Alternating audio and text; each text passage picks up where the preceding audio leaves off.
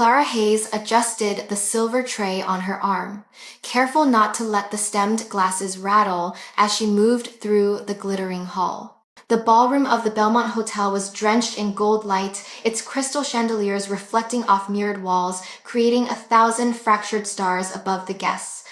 The air was thick with perfume, laughter, and the soft clinking of glassware. For the wealthy and powerful gathered here, this evening was simply another chance to parade fortunes, trade influence, and whisper secrets disguised as polite conversation. For Clara, it was survival. She wore the uniform of the catering staff, black dress, white apron, hair pinned tight. Her feet ached from hours of standing, but the pain hardly registered. All she could think of was her mother. Eleanor Hayes was in a hospital bed across town, fighting against the cruel progression of her illness. Every hour of overtime Clara took, every paycheck she scraped together, went straight into hospital bills. Yet the debt piled higher, threatening to swallow them both. Tonight's gala was one more small step to keep her mother breathing. She threaded through the crowd with practiced ease, offering champagne to a cluster of men in tailored suits. They barely glanced at her, too busy laughing at their own jokes. Clara kept her eyes down, invisible as always. That was the safest way. In a world of predators, prey learned not to be noticed. But she noticed him. Damien Moretti stood apart from the throng, framed against the balcony doors that opened onto the cool night. His suit was cut in dark charcoal, perfectly tailored to broad shoulders and a tall frame that radiated authority. His presence seemed to bend the space around him, drawing attention even as he remained still. People looked his way without realizing, as if some magnetic force demanded it. Clara had heard whispers of his name. Moretti, the family behind shipping empires, rumored ties to politics, and in hushed corners, darker dealings.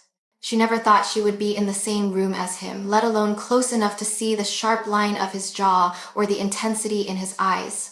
She swallowed, tried to look away, but the moment stretched. His gaze swept the room and landed on her. A tremor ran through her chest. She quickly turned, focusing on the tray, reminding herself, invisible. She was nothing here, just a server. The reminder failed spectacularly when, on her next step, someone brushed against her shoulder. A guest, careless and drunk on money as much as champagne, bumped her tray. One glass toppled. In the eternity, it seemed to fall. Clara's heart stopped. The golden liquid cascaded like a tiny waterfall straight toward the pristine lapel of Damien Moretti's suit. She gasped. The glass shattered on the marble floor. Champagne sprang across his jacket. "Oh God, sir, I'm so sorry." Clara dropped to her knees at once, fumbling for a cloth, her face flaming with panic. She expected fury, humiliation, the sharp words of a powerful man who had just been stained by a nobody. Her hands shook as she dabbed at the fabric, whispering apologies. But no anger came. "Stand up." The words were deep, smooth, and unyielding. Clara froze, then looked up.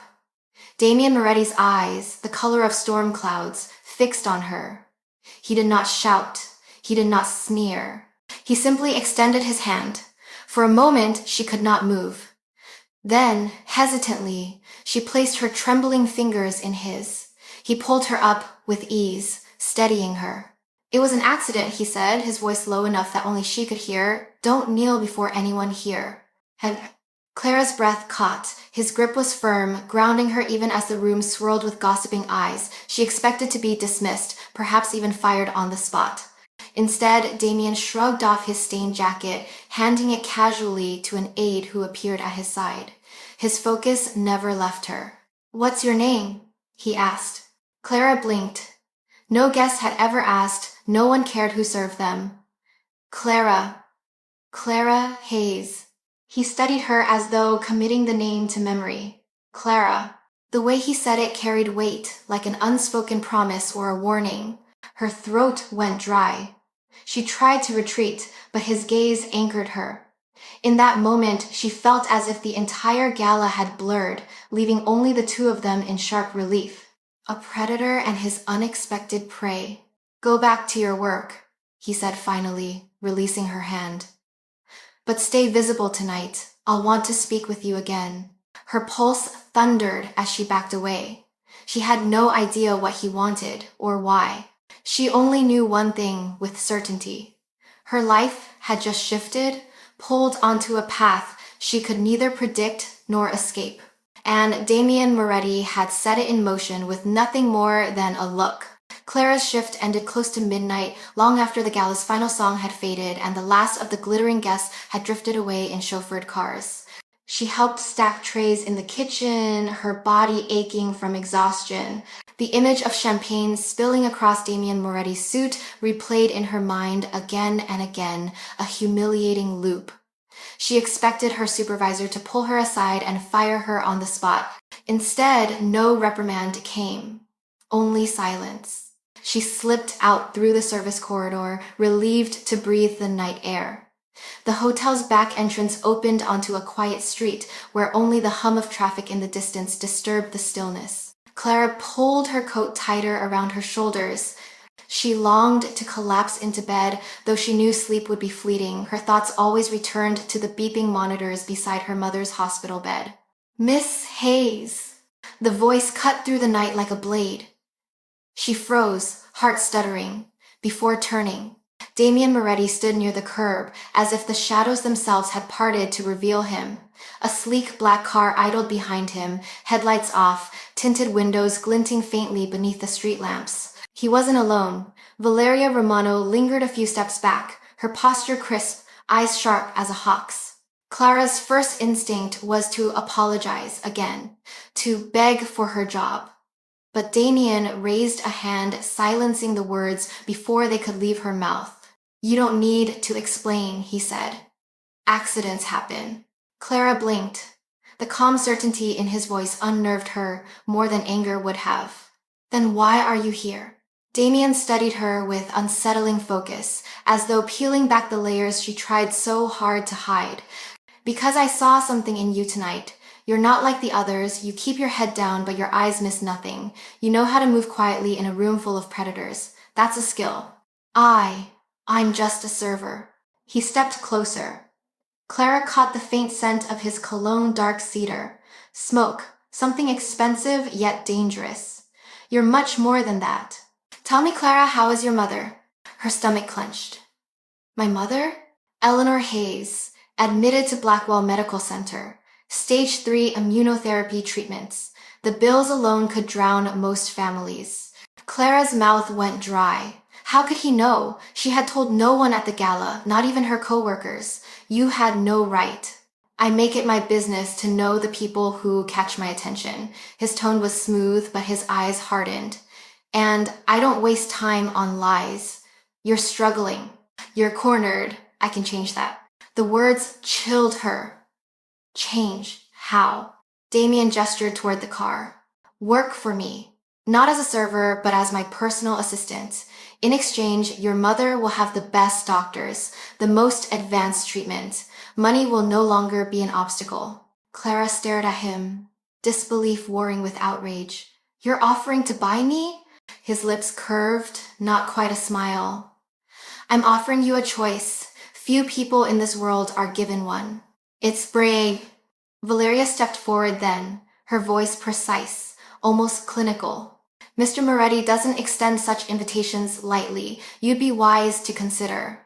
But understand this, once you step into his world, leaving isn't simple." Clara's pulse hammered, the weight of the moment pressed down on her, suffocating. Images of her mother flickered through her mind, frail hands clutching a blanket, the sound of labored breathing, the fear in Eleanor's eyes when doctors spoke of expenses. She wanted to scream, to run, but her feet refused to move, because beneath the fear, another truth clawed at her. He could save her mother. "I don't even know what you'd expect from me," she whispered. "Loyalty," Damien said simply. "Discretion. A willingness to learn, nothing more and nothing less." The night stretched between them. Clara's future balanced on a knife's edge. If she said no, she returned to endless shifts, crushing debt, the slow certainty of losing her mother. If she said yes, she stepped into the orbit of a man everyone whispered about, a man who could command shadows with a glance. "Think carefully," Damien murmured. But no, this time isn't generous for you or for Eleanor. He opened the car door, a silent invitation. Clara felt her chest tighten, her throat close, her heart screamed danger, yet another voice whispered opportunity. One reckless decision could damn her or save her. She inhaled, steadying herself against the tremor in her hands. For Eleanor, she thought. For my mother. And with that, Clara Hayes placed her first step toward Damien Moretti's world.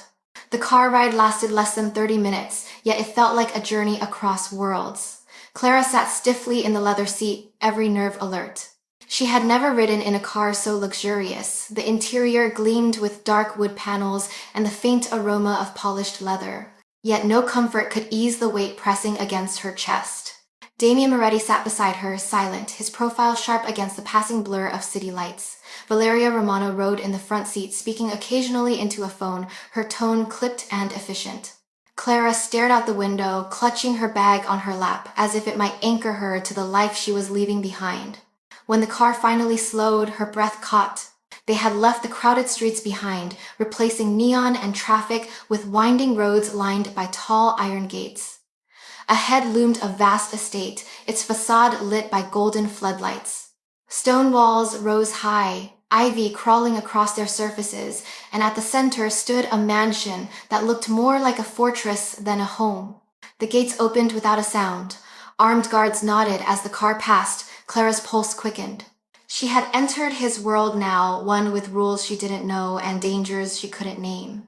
The car pulled into a sweeping driveway paved with dark stone. Clara stepped out, her heels clicking faintly against the ground.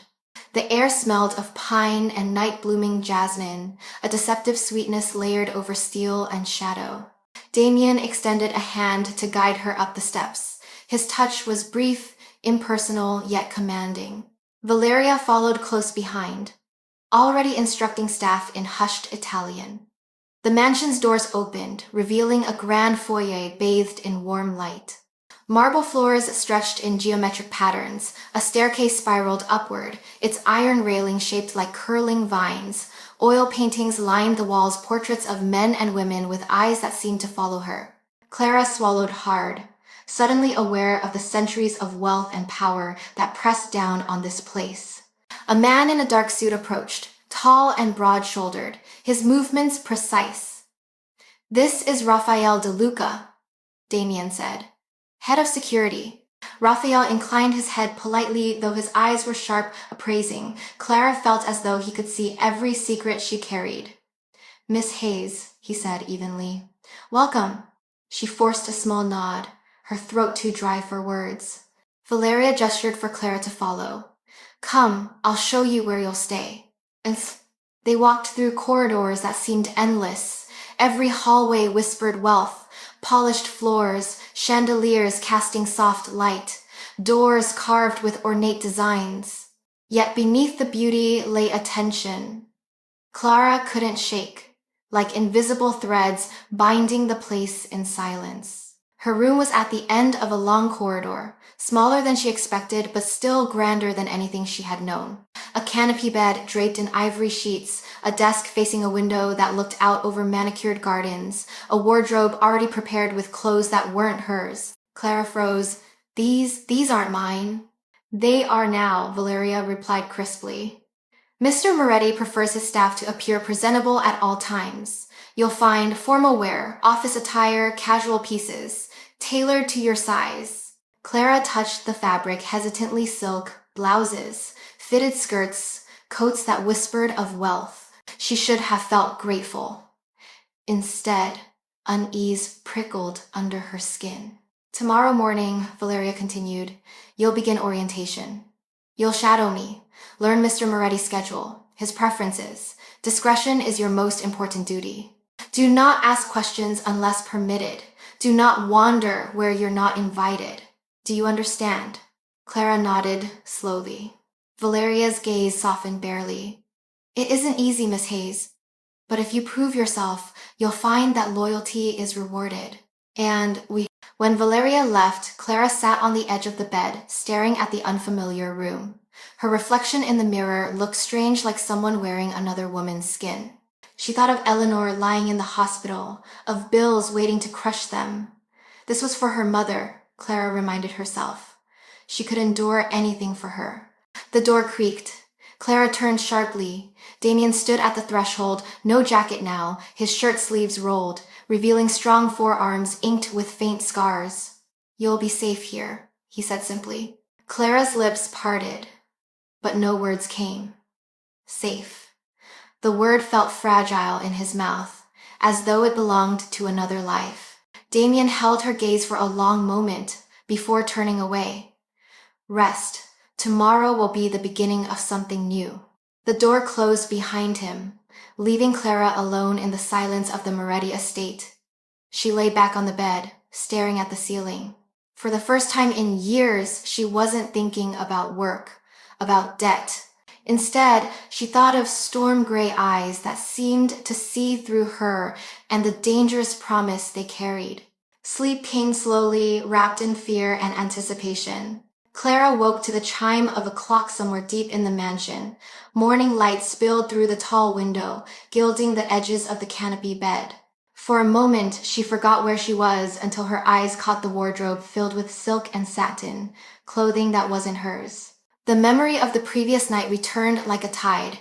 Damien Moretti's offer, Valeria's warning, the fortress-like estate. She washed quickly, dressed in a soft blouse and skirt that fit as though stitched to her body, and followed Valeria's instructions to meet in the dining room. The corridors stretched endlessly, polished marble echoing with each step. She half expected to get lost, but a discreet staff member guided her toward a pair of mahogany doors. Inside, the room was immense yet intimate, the long table dressed in crisp linen, silver cutlery gleaming under chandeliers. At the far end sat Damien Moretti. He had shed the severity of a suit jacket for a dark shirt, sleeves rolled to his elbows. He looked more relaxed, though his presence was no less commanding. "Miss Hayes," he said, rising slightly. "Come, sit." Clara hesitated, choosing a seat several spaces away. But Damien gestured closer, and she obeyed, lowering herself into the chair beside him. The table held an array of dishes, fresh bread, fruit, eggs prepared with herbs. Clara's stomach twisted. She had not eaten since yesterday afternoon. Damien noticed the flicker of hunger in her eyes and passed her a plate. "Eat," he instructed simply. Clara picked up her fork, but her hands trembled. She hated the way he could read her so easily. To cover her nerves, she asked, "Do you always have meals like this?" He studied her before answering. "Luxury is a habit, but it means little without purpose. Food, clothes, wealth, they're only tools. What matters is control." His words lingered in the air like smoke. Clara swallowed hard. "Control over people. Control over myself," Damien corrected. "Over the world I've built. Without it, everything falls apart." Their eyes met, a silent test. Clara searched his expression, looking for cracks, but found only certainty carved into every line of his face. "You're afraid," he said softly. Clara flinched. "Of course I am. I don't know what I agreed to. I don't know you." He leaned back slightly, but his gaze stayed locked on hers. "Fear keeps you alert. That's not weakness, it's survival. My world doesn't forgive mistakes, Clara. But you're here because I believe you can learn. And that's in the..." Before she could reply, Valeria entered, carrying a stack of papers. She set them neatly before Damien. "Your schedule, Signor. Meetings with Serrano's rivals have been postponed. Security updates at noon." Clara's ears caught the name Serrano. A ripple of unease ran through her. Damien dismissed Valeria with a nod, then turned back to Clara. "You'll shadow her for the next week," he said. "Observe. Ask questions. Learn how this house runs. In time, you'll handle matters for me directly. And..." Clara placed her fork down, appetite gone. "And if I fail?" Damien's lips curved faintly.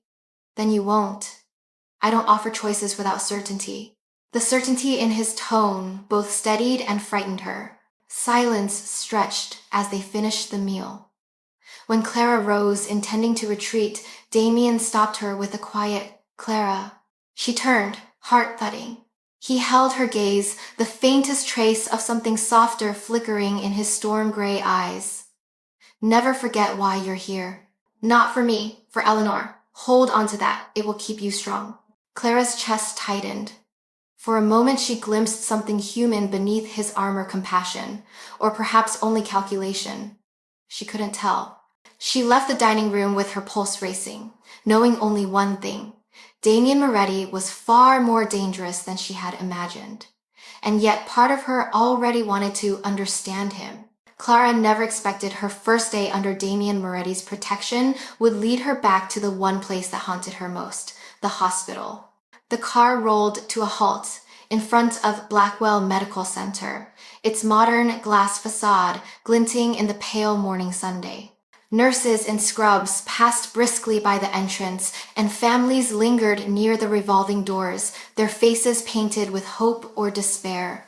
Clara stepped out, her heart already racing. She had been here countless times, each visit a battle against bureaucracy, insurance denials, and the suffocating weight of unpaid bills.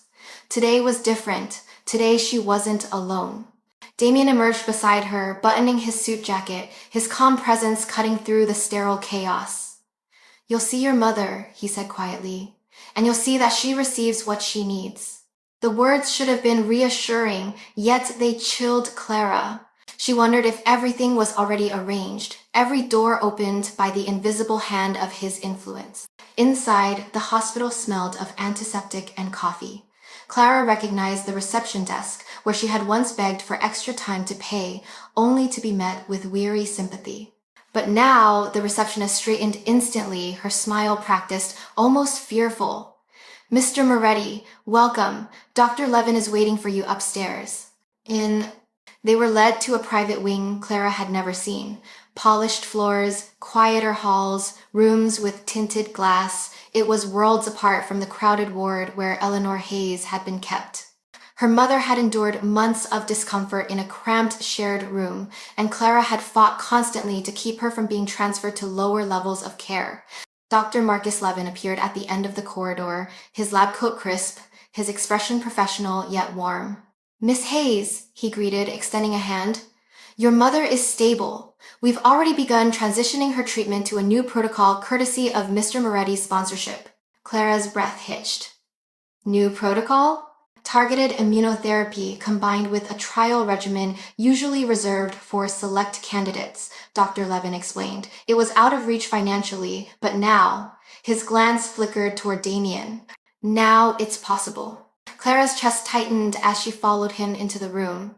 Her mother lay against fresh linens, the machines quieter than usual, the atmosphere calmer. Eleanor's face looked pale but peaceful, her hair tucked behind her ears. For once, she didn't look like she was fighting to breathe. "Mom," Clara whispered, rushing to her side. She took Eleanor's frail hand, feeling the warmth of her skin. Tears pricked at her eyes. "You look better." Eleanor stirred, her eyes opening slowly.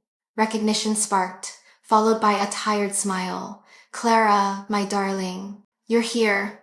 Clara brushed her mother's forehead gently. "Of course I am. Always." Damien remained at the doorway, silent, his hands folded behind his back. His presence filled the room even without a word. Eleanor noticed him and frowned faintly. "And who is this?" Clara's throat tightened. How could she explain? Before she could stumble through an answer, Damien stepped forward with an unexpected softness in his tone. "Damien Moretti," he said, "a business associate of Clara's. I've arranged for your care to be transferred to Dr. Levin's program." Eleanor blinked, confusion clouding her eyes. "That sounds expensive." "It's taken care of," Damien assured her. Clara bit her lip, torn between gratitude and unease. Her mother deserved comfort, yet the price was invisible chains binding Clara tighter to him. After a few minutes of quiet conversation, Dr. Levin cleared his throat. "I'd like to run some assessments now. Miss Hayes, you're welcome to stay, but I'll need space." Clara kissed her mother's forehead, promising to return soon. She stepped out into the hall, Damien following. The corridor was hushed, the soft hum of machines echoing faintly. Clara leaned against the wall, her voice trembling. "You didn't have to do this so quickly. It feels unreal." Damien studied her, unreadable. Your mother's time is precious. Delays are unacceptable. You know what this is how being a. Clara looked up at him, anger and gratitude clashing in her chest. You think money can fix everything. Not everything, Damien admitted. His voice dropped, almost intimate. But it can buy time. Time your mother wouldn't otherwise have. What you do with it, that's what matters. Her eyes burned with tears she refused to let fall. And what about me? What's the cost for me? For a long moment, he didn't answer. Then he said, simply, loyalty, nothing more. And then wait, Valeria appeared down the hall, signaling that the car was ready. Clara wiped her eyes quickly before anyone could see. She cast one last glance at the door to her mother's room, then followed Damien. As they stepped into the elevator, Clara knew she had crossed another line. The debt she owed him was no longer abstract, it was alive, measured in heartbeats, in every breath her mother took. And she wondered how long she could carry the weight before it crushed her. The morning after the hospital visit, Clara found herself seated in a study lined with towering shelves of leather-bound books. The room smelled faintly of ink and old wood polish. A clock ticked steadily on the wall, the only sound until the door opened and Valeria Romano entered, carrying a tablet and a slim leather folder. Miss Hayes, Valeria said crisply, today you begin your orientation. Consider this your first test. Clara rose quickly, smoothing her blouse. I'll do my best. Ugh. Valeria's eyes, sharp and unreadable, lingered on her for a moment. Your best will determine whether you remain useful to Mr. Moretti or become a liability. She sat at the desk and gestured for Clara to join her. On the desk lay several files, each marked with discrete symbols and initials. Valeria tapped the folder. These are appointments, correspondence, and financial schedules. You will learn how to handle them with precision. Mistakes are not tolerated. And what's... Clara swallowed hard, pulling the first file closer. It contained a list of meetings with business partners, coded with shorthand notes. The handwriting was tight, almost military in its neatness. Begin by reading, Valeria instructed. Clara skimmed the list, nerves prickling. He's meeting with a logistics executive tomorrow and someone named Serrano? Valeria's expression didn't flicker, but her voice grew cooler. You are not to comment on names. Your task is to manage the schedule, not speculate. Heat crept up Clara's neck. I understand. For the next hour, Valeria drilled her on abbreviations, protocols for communication, and the etiquette of taking calls on Damien's behalf. Clara's hand cramped from taking notes, but she pressed on, determined not to fail. At one point, the phone on the desk buzzed. Valeria gestured. Answer it, correctly. Clara fumbled the receiver to her ear. Mr. Moretti's office? This is... She faltered, unsure. Valeria's brow arched. Compose yourself. Speak with confidence, again. Clara inhaled deeply and tried again, this time her voice steadier. Good morning, you've reached Mr. Moretti's office. How may I direct your call? A faint smile tugged at Valeria's mouth approval, though fleeting. Better. Remember, people judge power by tone as much as words. Even silence can be a weapon. Clara scribbled that down, her mind racing. She had never thought of conversation as combat, but in this world it seemed every word carried weight. By midday, fatigue tugged at her. She stretched her fingers only to knock over a glass of water. The liquid spread across the desk, soaking the edge of a file. Clara's stomach dropped. Oh no, she snatched a cloth, dabbing furiously. Valeria's voice cut through her panic, calm but razor sharp. Stop. Panicking never solves mistakes. Contain the damage, then correct it. Intaz is in doing. Clara froze, then steadied her hands, blotting the water more carefully. The pages were damp, but salvageable. Good, Valeria said after a long pause. You adapted. Remember this lesson. Mr. Moretti does not require perfection. He requires control. Clara sat back, chest heaving slightly. She felt like a child being tested, yet beneath the sharpness of Valeria's teaching, there was something almost protective. After the files were collected, Valeria closed the folder and studied her. Why did you agree to this? Clara hesitated. For my mother. Only for her? Valeria pressed. Clara met her gaze. She's all I have. If this is the price for her care, I'll pay it. Valeria leaned back, expression unreadable. Then, hold on to that. You'll need it. This house has a way of swallowing people who forget who they are. The words lingered like a warning as the study door opened and Damien Moretti entered. His presence filled the room instantly, though his expression softened faintly when his eyes met Clara's. How did she do? He asked Valeria. She learns quickly, Valeria replied. Rough edges, but potential. Damien's gaze shifted back to Clara, and for a moment, something unspoken passed between them. Acknowledgement, expectation, perhaps even trust. Clara lowered her eyes, heart pounding. She was learning the rules of his world, one test at a time. And though fear still pressed against her ribs, a flicker of determination burned brighter than before. The invitation arrived that afternoon, embossed on heavy ivory paper. Clara held it carefully, tracing the gold lettering with her thumb. A charity gala, another night of chandeliers and champagne, but this time she would not be serving drinks. Valeria adjusted Clara's gown in front of the mirror, tugging at the satin until it lay perfectly over her shoulders. The dress shimmered a deep midnight blue, more luxurious than anything Clara had ever worn. You represent Mr. Moretti now, Valeria said sharply. Every glance, every step reflects on him. Remember that. Clara swallowed, staring at her own reflection. She looked like someone else entirely.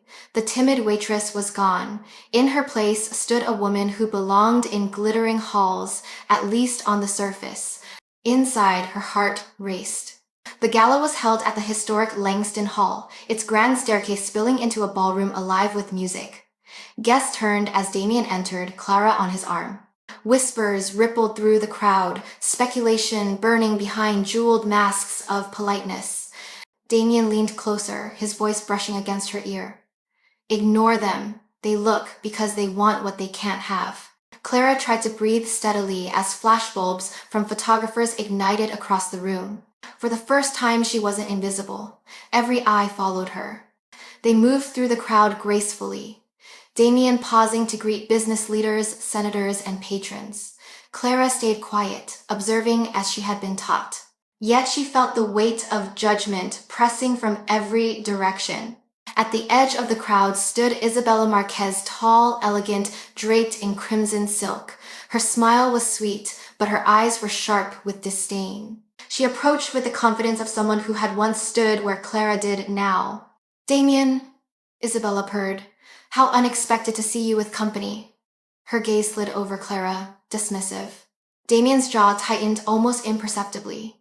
Isabella. He didn't elaborate, didn't explain. His hand on Clara's arm grew firmer, as if grounding her. Clara forced a polite nod. Good evening. Isabella's smile widened, predatory. You must be new. Has he told you how long these arrangements last? Heat flared in Clara's cheeks. Before she could reply, Damien's voice cut through, low and lethal. Enough. The air between them crackled. Isabella laughed softly, as though she had won something by striking a nerve, then drifted away into the crowd, leaving a trail of perfume and venom. Clara exhaled shakily. She hates me. She envies you, Damien corrected, steering her toward the center of the room. And envy is easier to survive than hatred. They were announced as patrons of the evening's fundraiser. Clara stood beside him on stage, lights glaring as Damien presented a check that made the audience gasp. Cameras flashed. The world now saw Clara not as a server, but as someone tied to his name. Later, as the orchestra swelled, Damien led her onto the dance floor. His hand rested at the small of her back, guiding her effortlessly. Clara stumbled at first, but he steadied her, murmuring, Trust me. She looked up into his storm-gray eyes, and for a moment the crowded ballroom blurred away. There was only his hand, his steady rhythm, and the dangerous safety she felt in his hold. When the music ended, applause filled the room. Clara's pulse still raced, but a strange calm settled inside her. She realized then that she was no longer simply surviving in his world. She was becoming part of it, and that terrified her more than anything. The morning after the charity gala, Clara wandered the halls of the Moretti estate, still reeling from the night before. The glamour had been intoxicating, but beneath it lay venom. Isabella's cutting words still echoed in her ears. She turned a corner and stopped short. The doors to Damien's office stood slightly ajar. Voices spilled into the hallway, sharp and low. Clara hesitated, knowing she shouldn't listen, but her instincts rooted her in place. "Serrano is moving again," a man's voice said. It sounded like Rafael De Luca. "He's pressing our contacts on the docks. 3 shipments delayed this week." Damien's reply was calm but edged in steel. "Victor Serrano thrives on disruption. He wants me to respond rashly. We won't give him that satisfaction." Clara's pulse quickened. The name Serrano had surfaced before first in Valeria's lessons, then whispered during dinner. Whoever he was, the tension his name carried was unmistakable. Raphael lowered his voice, "And the rumors about the FBI? Some say he's feeding them information." A pause. Clara strained to hear Damien's answer. "If he is," Damien said finally, "then he's grown desperate. Desperation makes a man dangerous but also careless." The conversation shifted to schedules and shipments, but Clara barely heard. She stepped back quickly, fearful of being caught. But the name Serrano gnawed at her thoughts, planting seeds of dread. Later that day, Valeria summoned her to the study with a stack of papers. "You'll handle preliminary correspondence," she instructed, setting the documents down. "These are reports from our partners. Organize them by priority." Clara nodded, though her hands shook slightly. As she worked, one report caught her eye, an unsigned letter, written in terse handwriting. "He's watching you. Even the loyal can break." Clara froze, her breath catching. The letter wasn't addressed, but the implication was chilling. Was it from Serrano? Was it meant for Damien or for her? She quickly slid it back under the pile, heart hammering. That evening, Damien found her in the corridor. He looked more tired than usual, shadows etched beneath his eyes. "How did you find your first gala?" he asked. Clara hesitated. "Overwhelming." Then, before she could stop herself, "Who's Serrano?" His eyes sharpened, storm gray locking onto hers. For a long moment, he said nothing. Then, softly, "Someone who would like to see me and everyone close to me fall." Clara's chest tightened. "And now I'm close to you." Damien stepped nearer, his presence enveloping her. "Which is why you must learn quickly, Clara. Serrano doesn't just attack business. He attacks weakness. He will look for yours." Her throat went dry. "What if he finds it? Then I'll make sure he never lives to use it." The promise in his voice sent a shiver down her spine, half comfort, half terror. That night, Clara lay awake in her room, staring at the ceiling. She had entered Damien's world willingly, but Serrano's shadow proved it was not a world of safety, no matter what he said. It was a world where predators circled constantly and prey was consumed without mercy. And she could not shake the fear that she had just been marked as prey. Clara arrived in the study earlier than usual, determined not to repeat the mistakes that had made Valeria raise her brow in disappointment the day before. The desk was already stacked with folders, and she sat down, carefully aligning them as though order alone could steady her nerves. When Valeria entered, her heels clicking across the marble floor, she seemed faintly surprised to find Clara waiting. "Good. You're learning that anticipation is survival," she said curtly. Then she handed over a slim, battered file. This was once the domain of Lucas Varela. "You will need to understand what came before you." The name hit Clara like a spark. She had overheard it whispered once, in connection with betrayal. Now it surfaced like a ghost laid bare in ink. Valeria's gaze lingered on her face, sharp as glass. "Do you know who Lucas was?" Clara shook her head. "No, only that he worked here before me." He was Mr. Moretti's assistant, talented, clever, too clever perhaps. He thought loyalty could be bought and sold like currency. Eventually, he sold it to the wrong people. Valeria's lips thinned. The FBI, if the rumors are true. He disappeared before the truth could be proven, but his absence still casts a shadow. Clara's fingers brushed the file cover. She opened it hesitantly. Inside were notes scribbled in precise handwriting, schedules, copies of emails, But here and there, sections were blacked out with thick marker.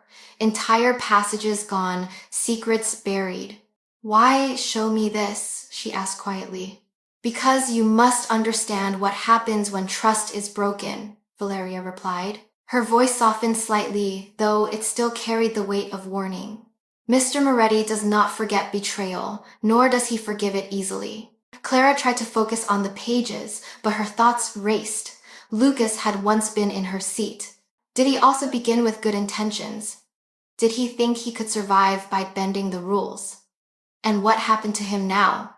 As the hours passed, she sorted files under Valeria's sharp eye. Each paper carried fragments of Lucas's work, like an unfinished puzzle. At one point, Clara noticed a note tucked between pages, a list of names, some crossed out, some circled. She didn't recognize them, but the inked circles made her skin prickle. She was about to slip it back when Valeria's shadow fell across the desk. What did you find? Clara stiffened. Just notes. Valeria took the page, scanned it, and folded it into her pocket without a word. Her eyes, however, searched Clara's with unsettling intensity. Curiosity is dangerous here, remember that. That evening, Damien called Clara to his office. He stood near the window, city lights glimmering behind him, his posture carved in steel. You learned about Lucas today, he said without turning. Clara's heart skipped. Valeria mentioned him. She would. She wants you to fear his ghost. Damien finally looked at her, his eyes unreadable. Lucas thought he could serve two masters. That was his mistake. Clara hesitated, then asked, and if the FBI came to me? If they offered me a way out? Damien's gaze sharpened, dangerous and piercing. Would you take it? The question cut through her. Clara thought of her mother in the hospital bed, the machines humming steadily thanks to Damien's money. She thought of Serrano's shadow, the venom of Isabella, the chains tightening around her wrists. Could she leave, even if she wanted to? No, she whispered, surprising herself with the certainty in her own voice. I wouldn't. Damien stepped closer, his presence heavy, almost suffocating. Yet there was something else in his expression, not suspicion, but a flicker of trust. Good, he said quietly. Then don't ever give me reason to doubt you. When she returned to her room, Clara lay awake, staring at the ceiling. Lucas's files still haunted her mind. She wondered where he was, if he was alive, if he regretted his choices. And deep down, she feared that one day someone might hold her file in their hands, warning the next assistant what happened when loyalty slipped. Clara didn't expect to find Damien in the music room that evening. She had wandered there in search of quiet, her thoughts heavy with Lucas's ghost and Serrano's shadow. The grand piano gleamed in the center of the room, its polished surface reflecting soft lamplight. Damien sat at the bench, his fingers moving across the keys with surprising delicacy. The melody was haunting, something classical, full of ache and restraint. Clara froze at the doorway, uncertain if she was intruding. He looked up. You can come in. It's not. Her steps were hesitant, her heart loud in her chest. I didn't know you played. Few people do, Damien said. His hands lingered on the last note before falling still.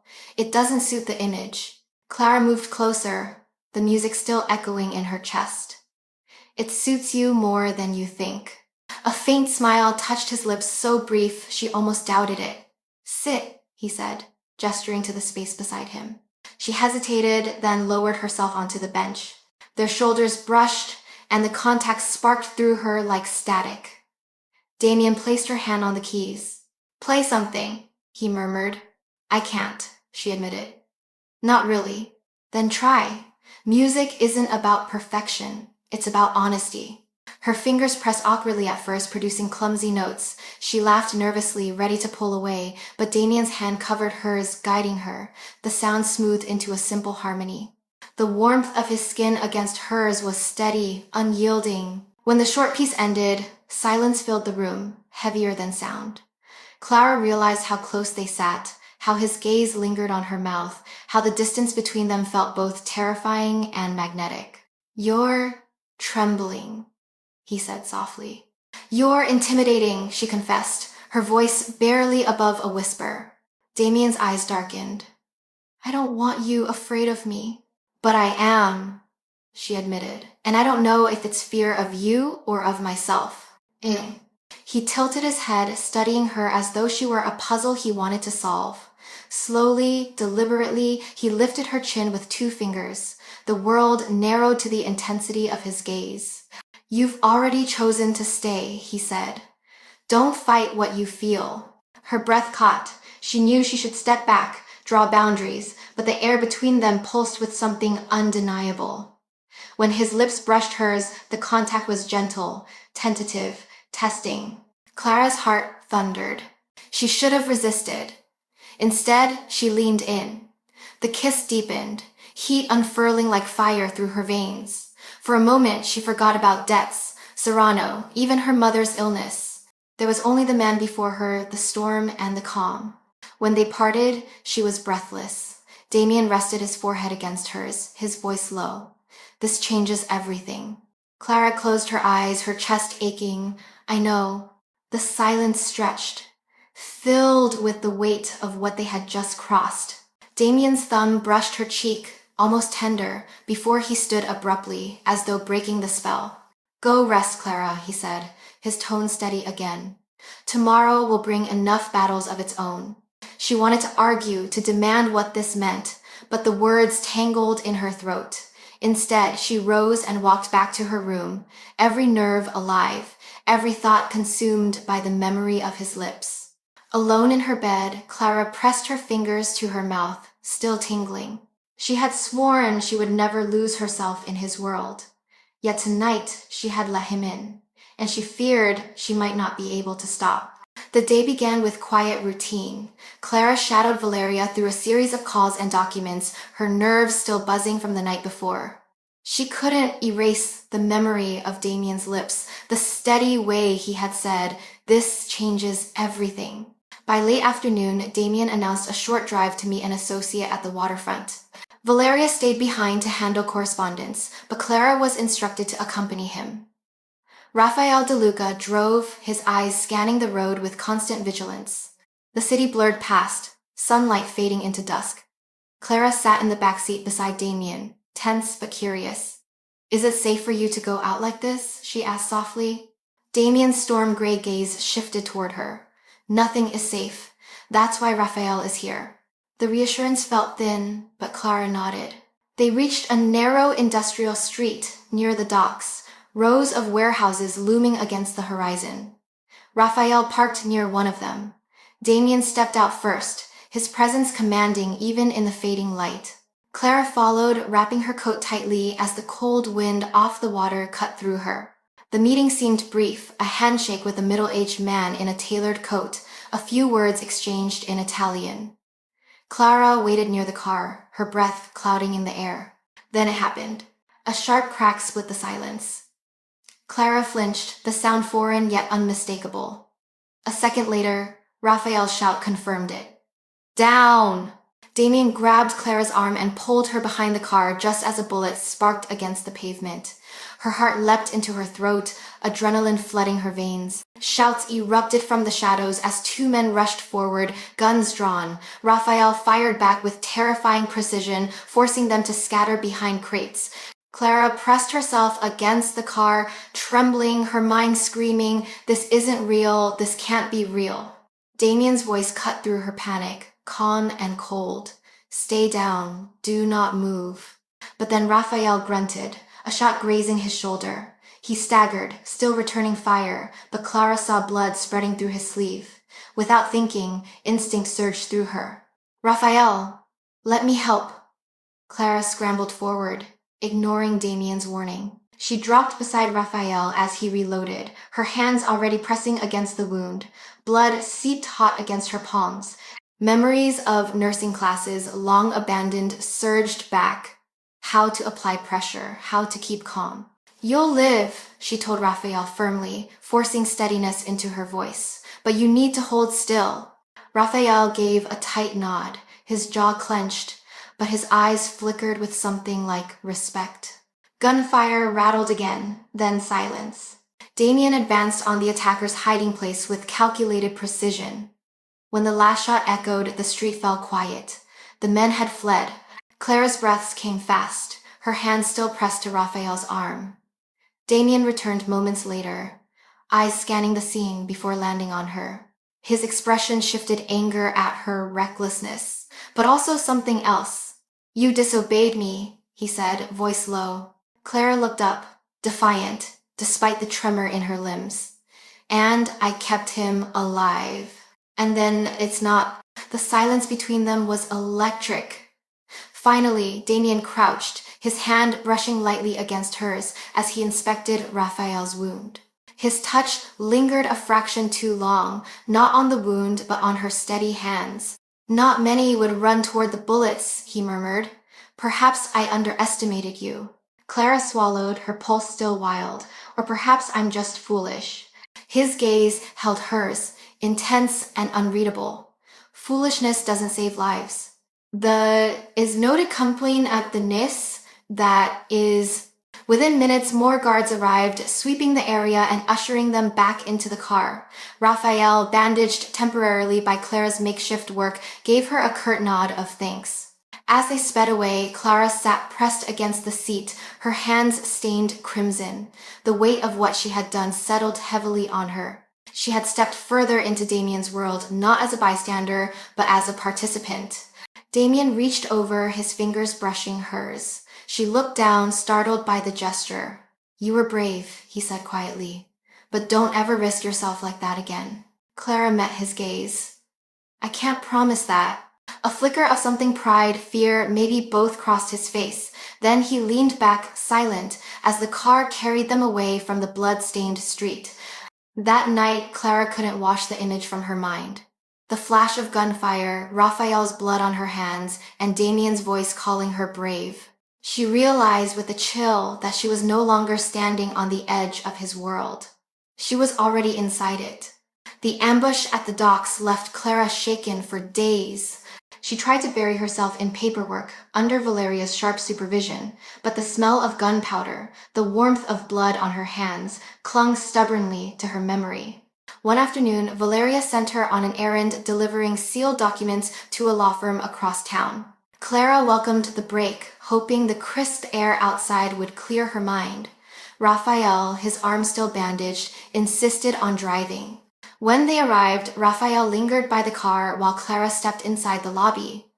The delivery took only a few minutes, but when she exited, a man in a gray suit intercepted her on the steps. "Miss Hayes?" His tone was polite, professional, but his badge flashed just long enough for her to see the letters FBI. Clara froze, her pulse spiking. I think you've mistaken me." "No mistake," the man said quickly. "My name is Agent Walker.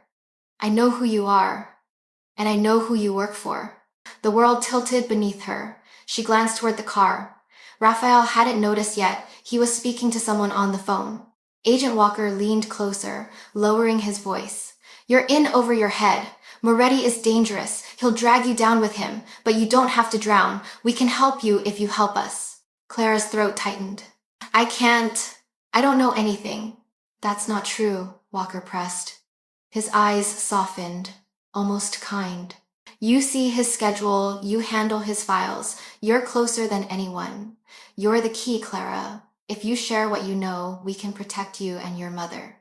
Her breath caught. "My mother?" "Yes, Eleanor Hayes. We're aware of her case at Blackwell." "You think Moretti is saving her, but what happens when he decides you're no longer useful? What happens to her then?" Clara's stomach twisted violently. The words struck too close, echoing her own secret fears. But another image rose just as quickly. Damien pulling her behind the car during the ambush, his voice steady as bullets cracked around them. "Stay down. Do not move." She shook her head hard. "I can't." Walker's expression hardened. "You're making a mistake. Think carefully. We'll be in touch." He slipped a card into her hand before stepping away, blending into the crowd. Clara stared at the card, her fingers trembling. The weight of it felt heavier than any weapon. "Everything all right?" Raphael's voice jolted her. He approached, sharp eyes scanning the area.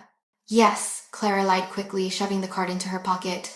Just someone asking for directions. Raphael didn't look convinced, but he didn't press. They drove back in silence, though Clara felt his gaze on her more than once in the rearview mirror. That evening, she sat alone in her room, turning the card over and over. The FBI's emblem gleamed faintly in the lamplight. Part of her wanted to rip it to shreds. Another part wanted to call. When a soft knock sounded at her door, she nearly leapt. Damien entered, his presence filling the room as always. "You're unsettled," he said quietly. Clara forced a steady breath. "It's been a long day." He studied her for a long moment, as though sensing every unspoken thought. Then he reached out, brushing a strand of hair from her face. "You don't have to carry fear alone, Clara. Not here." His words should have comforted her. Instead, guilt gnawed at her, because even as he touched her gently, the FBI's card still burned against her palm, hidden in her pocket. And Clara Hayes realized with dread that she was no longer caught between survival and loyalty. She was caught between two predators, and whichever choice she made, something inside her would break. The FBI's card weighed in Clara's pocket like a stone. She kept it hidden, buried beneath clothes in her drawer, but the knowledge of its presence gnawed at her constantly. Every glance from Valeria felt sharper. Every silence from Damien felt heavier. 3 days after her encounter with Agent Walker, Damien summoned her to his office. The air inside was taut, stormy even in stillness. He stood by the window, hands clasped behind his back. "You've been distracted," he said without turning. Clara's stomach dropped. "I've just been tired. Don't lie to me." His voice cut cleanly through the air. When he turned, his eyes pinned her in place. "You've been unsettled since the law firm errand," Raphael noticed. "I noticed everything." Clara's pulse raced. Did he know? Did Raphael suspect? She forced herself to breathe steadily. "Something happened, yes, but it wasn't what you think." "Then tell me," Damien pressed. Her mouth went dry. The memory of the badge flashing, the way Walker had said her mother's name, rushed back with brutal clarity. To admit the truth meant exposing herself to Damien's wrath or his suspicion. To hide it meant carrying the guilt deeper. Clara faltered, "I don't want to cause problems." Damien's eyes narrowed. He crossed the room, stopping so close she could feel his presence like heat. "You already have, by keeping something from me." Her chest tightened. "It was the FBI," she whispered at last. "An agent approached me outside the firm. He knew my name. He knew about my mother." The silence that followed was suffocating. Damien's expression didn't change, but the air around him seemed to sharpen. "What did you tell him?" His voice was low, dangerous. "Nothing," Clara said quickly, her throat tight. "I swear it. I told him I couldn't, and then he left." "And Iser explom?" Damien's gaze searched her, as though dissecting every flicker of her face. For a terrible moment, she thought he wouldn't believe her. Finally, he exhaled slowly. "You should have told me immediately." "I was afraid," Clara admitted, tears threatening to rise. "Afraid you'd see me like Lucas." The name struck the room like lightning. Damien's jaw tightened, but his hand rose unexpectedly gentle to cup her chin. "You are not Lucas. If you were, we wouldn't be having this conversation. We would not be standing here." Her breath shuddered. "Then why keep me at all? Why trust me at all?" "Because you've shown me loyalty," he said, his voice rougher now. "Because you ran into bullets for Raphael. Because when fear should have broken you, it made you sharper." The intensity of his words left her trembling. She wanted to believe him, yet doubt coiled in her chest. But what if they come again? What if they push harder? "Then you come to me," Damien said firmly. "Always me. Do you understand?" Clara nodded slowly, though the guilt still burned. Damien's hand lingered against her cheek before he let go, stepping back to reclaim his composure. "Valeria will double-check your assignments. Raphael will expand surveillance. Serrano is circling, and now the FBI too. This is no time for hesitation." The weight of his trust settled on her shoulders like armor and chains all at once. Clara knew she had passed some unspoken test, but the cost was high. From this moment, her loyalty belonged entirely to Damien Moretti. When she returned to her room that night, she pulled the FBI's card from its hiding place. She stared at it one last time before ripping it into pieces and flushing it away. Yet, even as the paper disappeared, Clara wondered if destroying it erased the choice or only delayed the day she would face it again. The storm outside mirrored the one in Clara's chest. Rain lashed against the tall windows of the Moretti estate, thunder rolling in waves. She sat in the library with a book open in her lap, unread. Her mind still echoed Damien's words from days earlier. "You are not Lucas." The reassurance should have settled her, but it hadn't. Trust was fragile here, like glass under constant pressure. The door creaked open. Damien entered, jacket discarded, shirt collar loosened. His hair was damp from the rain. For once, he didn't look like the impenetrable king of shadows. He looked tired. Human. "You're awake," he said softly. Clara closed the book. "I couldn't sleep." He approached the fire, staring into the flames. For a moment, silence stretched, filled only by the storm's growl. Then he spoke, his voice low. "I wasn't always this." Clara blinked. This? This man people fear. The empire, the reputation. It wasn't supposed to be me. He sank into the armchair across from her, his shoulders heavy. "I had a brother once, older. He was meant to lead. I was meant to be free of it, but fate is cruel." Clara leaned forward, her heart tightening. What happened to him? Damien's eyes darkened. He was betrayed by someone he trusted. And I learned then that trust is the most dangerous currency of all. His hand flexed against the armrest as though restraining old violence. "I swore no one would ever leave me vulnerable again." Clara's breath caught. She had never imagined him as a younger brother, caught in another's shadow. It explained the iron walls he built around himself. "Why tell me this?" she whispered. His gaze met hers, storm gray but softer than she'd ever seen. "Because you've already seen too much, and because I don't want you to fear me, not like everyone else." The confession sank into her bones. She thought of the man who had pulled her out of gunfire, the man who had paid for her mother's care, the man who kissed her like she was both a temptation and a salvation. "I do fear you," Clara admitted. Her voice trembled, but she didn't look away.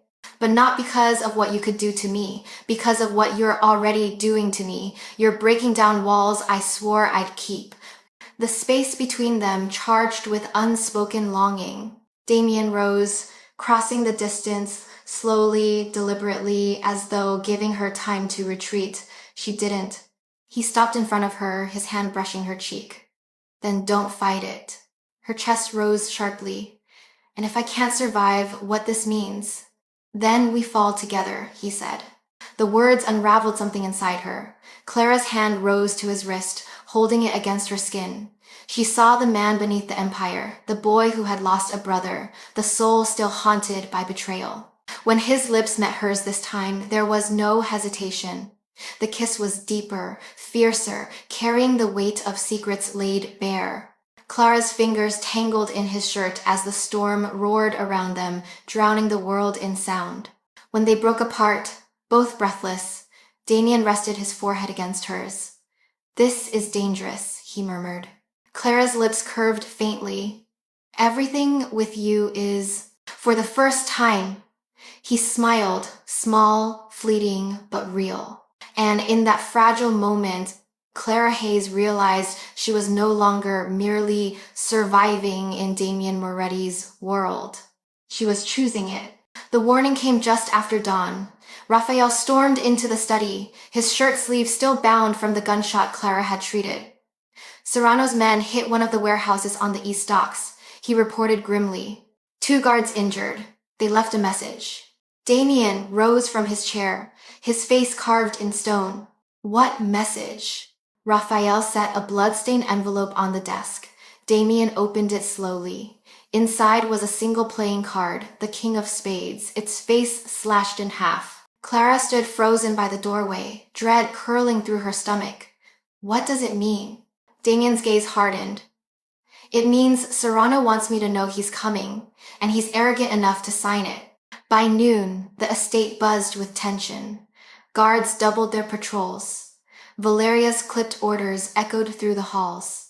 Yet the unease only deepened when word arrived that Serrano's men had been spotted circling the city's shipping district. That evening, Damien ordered Clara to accompany him to the docks. She tried to protest, her heart still raw from the memory of bullets, but he silenced her with a single look. You've already proven you don't break under fire. Stay close, and you'll learn why Serrano should be feared. The waterfront was cloaked in fog when they arrived. Containers towered like silent giants, and the air smelled of rust and brine. Damien, Raphael, and a small team moved swiftly between shadows. Clara stayed near Damien, her pulse racing. Then came the first crack of gunfire. Figures emerged from the mist, rifles flashing. Shouts erupted as Damien's men returned fire. Clara ducked behind a crate, hands clamped over her ears as chaos thundered around her.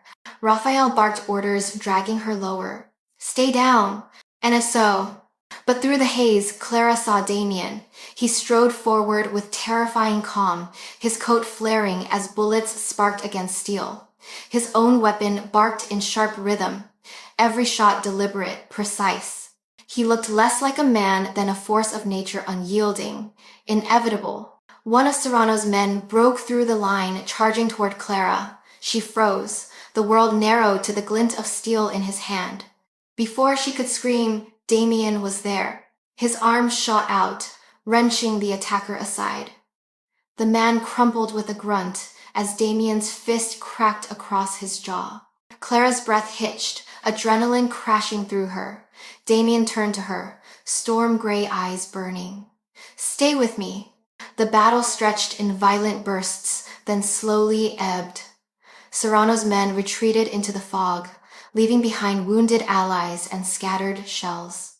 The docks fell eerily silent, save for the ragged breathing of Damien's guards. Raphael approached, blood streaking his cheek. They'll be back. This was just a test. Damien nodded grimly. And they learned nothing but fear tonight. Clara rose shakily from her cover, her legs trembling. People could have died, she whispered. They did, Damien said bluntly. And more will before this ends. His gaze softened faintly as it landed on her. But you are alive. That is what matters to me. The words stole her breath. For a moment, the gunfire, the blood, the fear, all faded beneath the truth in his eyes. Back in the car, Clara stared at her blood-stained hands. She wasn't sure if they were hers or someone else's. Damien reached across the seat, taking her hand in his. His grip was strong, grounding. This is the world you chose, Clara, he said quietly. You can still walk away. She shook her head, tears burning. I can't. Not anymore. He studied her, then nodded once, as if sealing an unspoken vow. Outside, the fog swallowed the docks. Inside the car, Clara Hayes realized she was no longer an outsider in Damien Moretti's war. She was part of it. The call came just before dawn. Clara had barely closed her eyes when Valeria's knock rattled the door. Your mother, Valeria said, voice unusually gentle. Dr. Levin called. You need to come. Now. The words crashed through Clara's chest like a hammer. Within minutes, she was dressed and rushing down the marble steps. Damien was already waiting by the car, his face unreadable, but his presence steady. They drove in silence through the dark city. Clara sat rigid in the back seat, hands clenched so tightly her nails bit into her palms. Her mind flooded with images of Eleanor's fragile smile, of the last promise she'd whispered, I'll get you better care. Just hold on. When they arrived at Blackwell Medical, Dr. Marcus Levin was waiting in the private wing. His usual calm had cracked, worry carved into the lines of his face.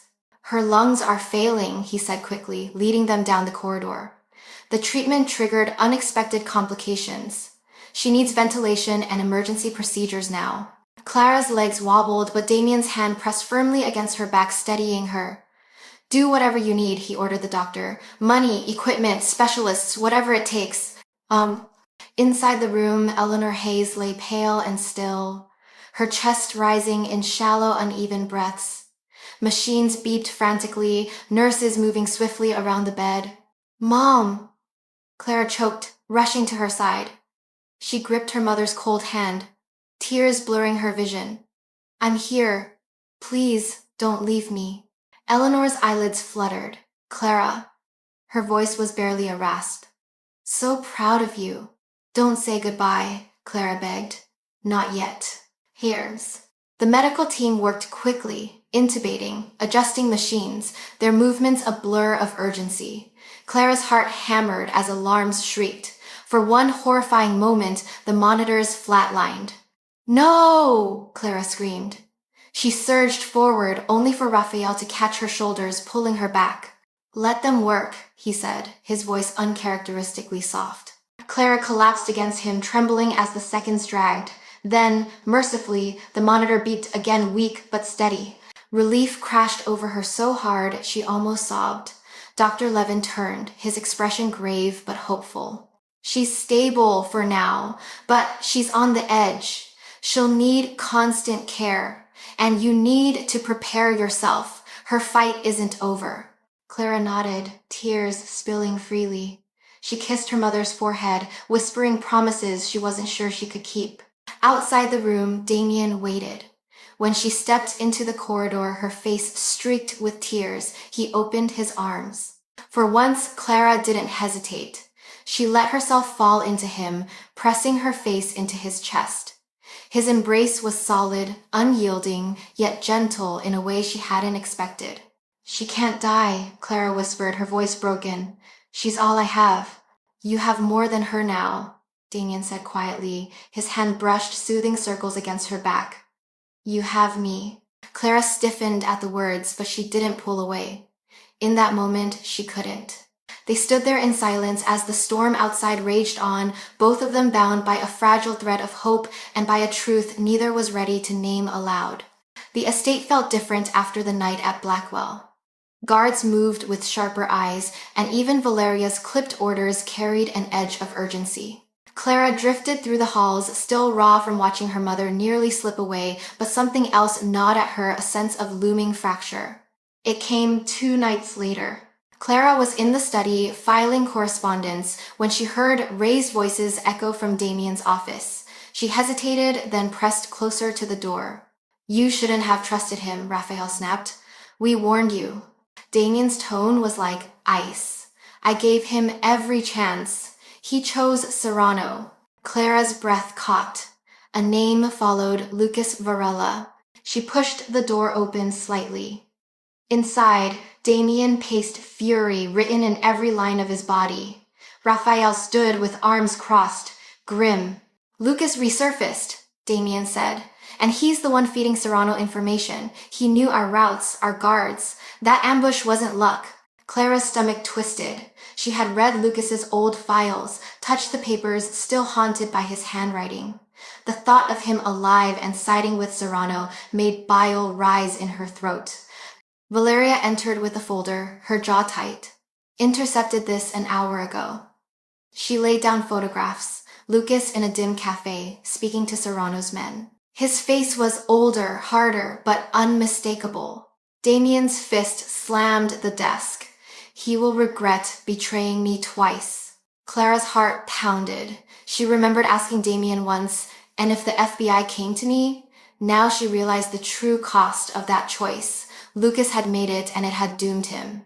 Later that night, Clara found Damien alone on the balcony, the city lights flickering below. He didn't turn when she approached. You heard, he said flatly. Clara hesitated. Yes, this. For a long moment, he said nothing. Then, quietly, he was like a brother. I gave him more than trust. I gave him family, and this is how he repays me. His voice shook with restrained rage. Clara touched his arm gently. I'm not him. His gaze snapped to her. Fierce. No, you're not. But betrayal cuts deepest from those closest. Remember that, Clara. If you ever. His voice trailed off, but the warning hung heavy. Clara swallowed hard, her chest aching. I won't. The next day, word spread that Serrano's men had infiltrated a warehouse through information only Lucas could have given. 2 guards died. Clara sat with Valeria in the control room, reviewing the breach. Valeria's eyes flickered toward her. You see now why Damien clings to loyalty like oxygen, Valeria said softly. Lucas broke it once, and now he'll pay. That night, Damien returned late, blood spattering his cuff. He said nothing as he entered Clara's room, his storm gray eyes burning with violence barely leashed. She rose, heart pounding. What happened? He ran, Damien muttered, but not far. Lucas knows his time is short. Clara approached slowly, placing a trembling hand against his chest. She could feel the thunder of his heart beneath her palm. You'll find him. Damien caught her hand, gripping it tightly. I don't need to find him alone. I need to know you won't ever leave me like he did. In Nether for... Clara's breath hitched. I won't. In that moment, she realized this wasn't just a vow, it was a chain, binding them both. Lucas's betrayal had driven Damien deeper into shadows, and now she was his last thread of trust. And Clara Hayes knew if she ever broke it, there would be no mercy. The night air was sharp, heavy with the promise of violence. Clara stood at the edge of the estate's courtyard as black cars rolled out one by one. She knew where Damien was going, where they were all going. Serrano had pushed too far. Tonight would be the end. Valeria approached, handing Clara a small earpiece. Stay close, stay silent. Do not leave Damien's side. Her voice held no room for argument. Clara nodded, though fear churned in her stomach. She wasn't trained for this world of guns and betrayal, yet somehow she was in the very center of it. The convoy drove to the abandoned shipyard, a place of rusted cranes and silent waters. Floodlights flickered across rows of containers, throwing jagged shadows. Serrano's men were already there, armed and waiting. Damien stepped out first, storm gray eyes cutting through the darkness. Victor, he called, his voice steady, carrying across the empty yard. It ends tonight. Victor Serrano emerged from behind a container, flanked by armed men. His smile was sharp, mocking. At last, Moretti, I was beginning to think you'd hide behind your walls forever. Clara's heart pounded as the 2 men faced each other like predators circling. Damien's hand rested lightly on his weapon, but his composure never cracked. This is your last chance, Damien said coldly. Leave the city, disappear, or be buried in it. Serrano laughed, a cruel sound. You sound like your brother before he died. He gave me the same warning. The words sliced through Damien, but he didn't flinch, and you'll follow him. Gunfire erupted before Clara could blink. The air split with thunder as both sides clashed. Raphael pulled Clara behind a stack of crates, shielding her as bullets sparked against metal. Through the chaos, Clara saw Damien moving like a shadow, precise, relentless. Every step he took was aimed at Serrano. Stay down, Raphael barked, firing over the crates. But Clara's gaze caught on something else. Lucas. He was there, slipping between shadows, passing Serrano a weapon. Betrayal had a face now, and it was sharper, harder, but still the man from the photographs Valeria had shown her. Damien saw him too, their eyes locked for a split second, history crashing into the present. Lucas, Damien's voice cut through the noise. Lucas hesitated just long enough for Serrano to snarl, "Shoot him!" The world slowed. Lucas's hand shook on the trigger. Clara, without thinking, rose from cover. "Don't!" she screamed. The sound distracted him, the shot going wide. Damien surged forward, tackling Lucas to the ground. The 2 men struggled, fists and fury replacing bullets. Clara's chest heaved as she watched, torn between terror and the desperate need to intervene. Meanwhile, Serrano advanced, his gun raised. Clara's breath caught. Damien was locked in combat with Lucas he didn't see. "Damien!" she cried. Without thinking, she grabbed a fallen pistol near Raphael's feet. Her hands trembled, but she aimed it squarely at Serrano. He turned, eyes narrowing. The little assistant thinks she can play. Clara's finger pressed the trigger. The gunshot cracked across the shipyard. Serrano staggered, rage twisting his face before he collapsed.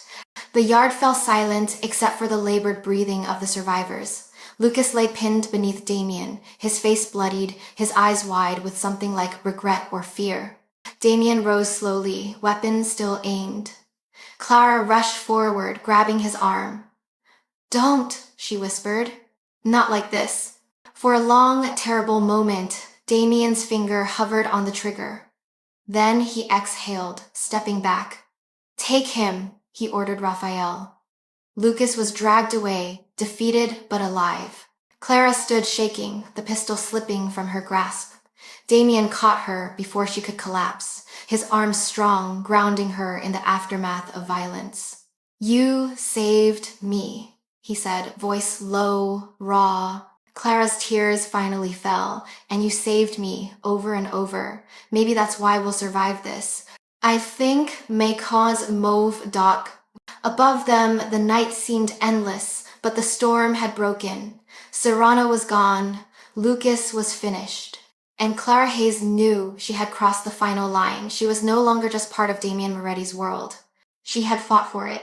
The battle at the shipyard lingered like smoke in Clara's chest. For days afterward, she woke in the night with the echo of gunfire ringing in her ears, her hand twitching as if still gripping the pistol. She had killed a man, or at least struck the blow that ended Serrano's reign. There was no washing that truth away. Yet amid the heaviness, there was also relief. Serrano was gone, Lucas was captured, the immediate danger had passed. Damien kept his distance for a time, buried in meetings and negotiations. Clara spent those days at her mother's bedside, watching Eleanor's color return little by little as the treatments took hold. Each smile from her mother was like sunlight breaking through storm clouds. One evening, as Clara read aloud from her mother's favorite novel, Eleanor squeezed her hand. "You look different," she said softly. Clara blinked. "Different how?" "Stronger, as if you've been through fire and come out tempered." Eleanor's gaze was tender but searching. "And there's someone behind that change, isn't there?" Clara's throat tightened. She wanted to deny it, to shield her mother from the truth of what Damien was and what she had become beside him. But she couldn't. Not anymore. Later that night, back at the estate, Clara found Damien on the balcony. He stood alone, glass in hand, the city lights glinting off his storm-gray eyes. For a long moment, neither spoke. Then Clara stepped forward, her voice steady despite her racing heart. "It's over," she said. "Serrano's gone. Lucas is no threat now. Why do you still look like a man carrying the world on his shoulders?" Damien's jaw tightened. "Because the world doesn't stop spinning. Enemies don't vanish. They wait. They watch. And they strike when you least expect." Clara moved closer, her hand brushing his sleeve. "Then let me carry some of it with you." His gaze snapped to hers, surprise flickering across his features. "You already have, more than you should." "No," she insisted. "Not because you forced me, because I chose to." "Damien, I can't stand at the edges anymore. I'm in this your world, your battles, your future." Her voice broke slightly. "And if I can survive Serrano, then I can survive with you." The silence that followed was heavy, but not suffocating. Damien set down his glass, turning fully toward her. His hands framed her face, rough yet gentle. "Do you understand what you're saying?" he asked, voice raw. "Being mine means you can't belong anywhere else. It means danger will always find you. It means loyalty." Clara finished, her eyes steady. "And you already have mine." For the first time, his control fractured. Damien pulled her into his arms, his kiss fierce, desperate, binding. Clara clung to him, tears mixing with the heat of his mouth.